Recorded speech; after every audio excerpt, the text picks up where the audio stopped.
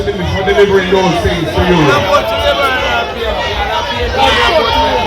When it comes to ordinary Jamaican citizens, hardly enough that has been built. There's a huge demand, unfulfilled, for affordable housing in the country. And we are going to build 50,000 affordable houses in our first term.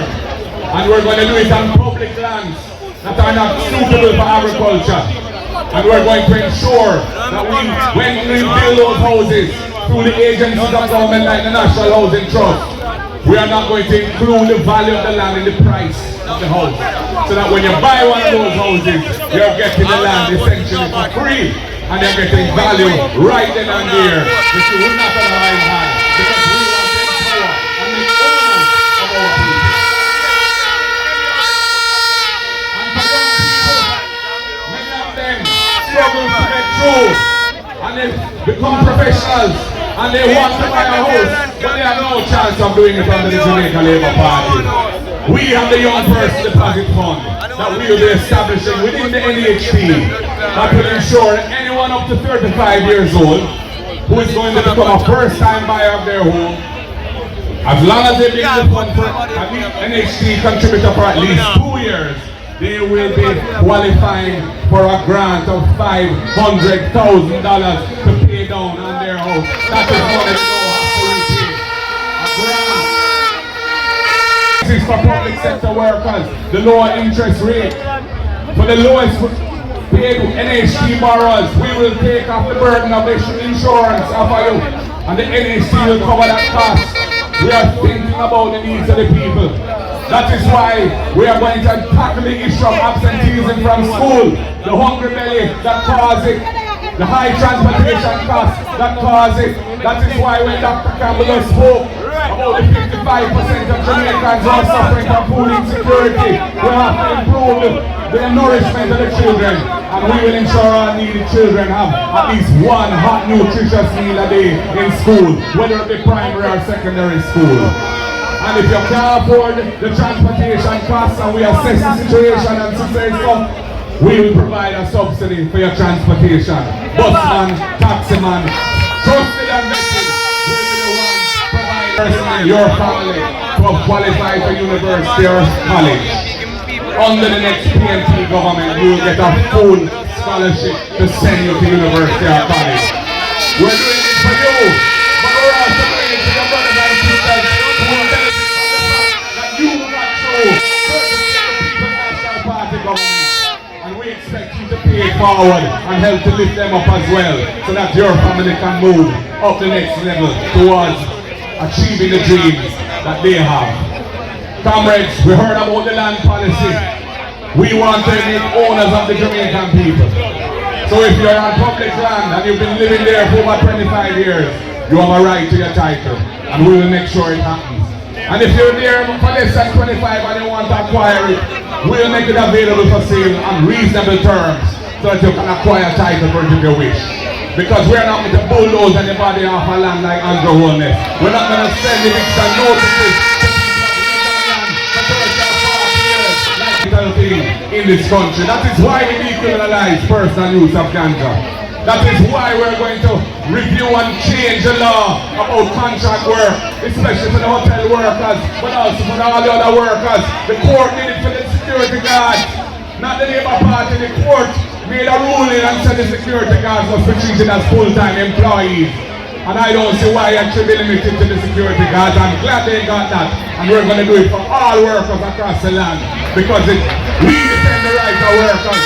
We set up the IDP that have empowered our people. And the contract work thing is iniquitous in the way it is being used by some employers. And we're going to change it. That is why beach access is so critical as well across the country. Where so many of the finest beaches in the country are not available, accessible to our people. We intend to change that as well, because other countries in the Caribbean that have good tourism industries like we don't exclude their people from the beaches. So why should we in Jamaica have to do that? If it's not right, we're going to change that as well. Absolutely critical.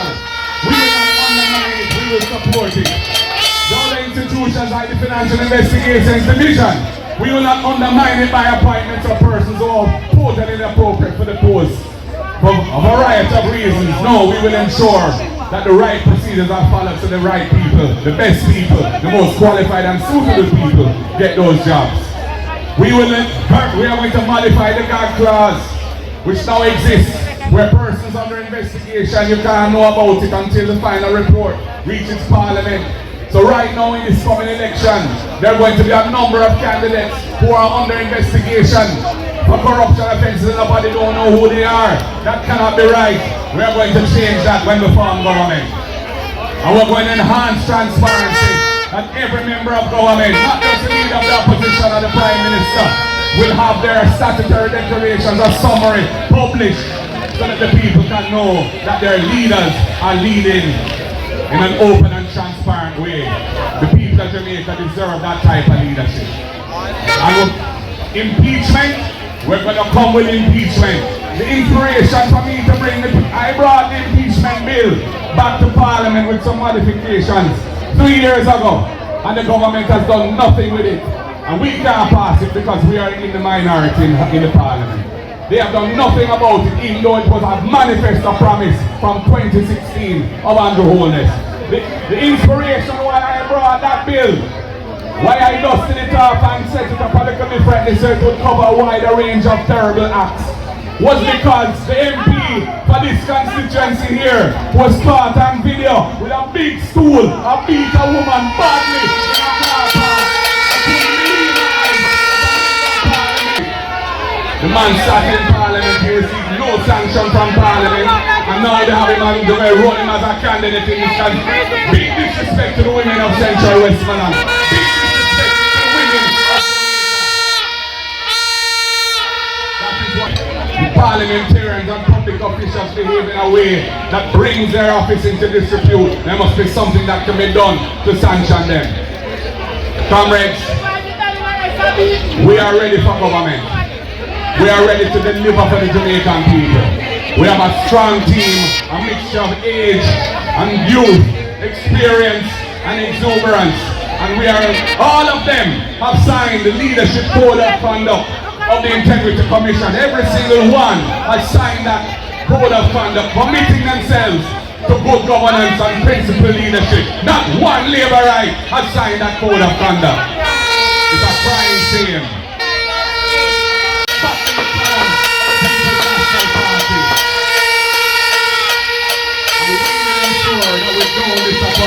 We will learn our lessons because we now got a little complacent. No time for complacency again.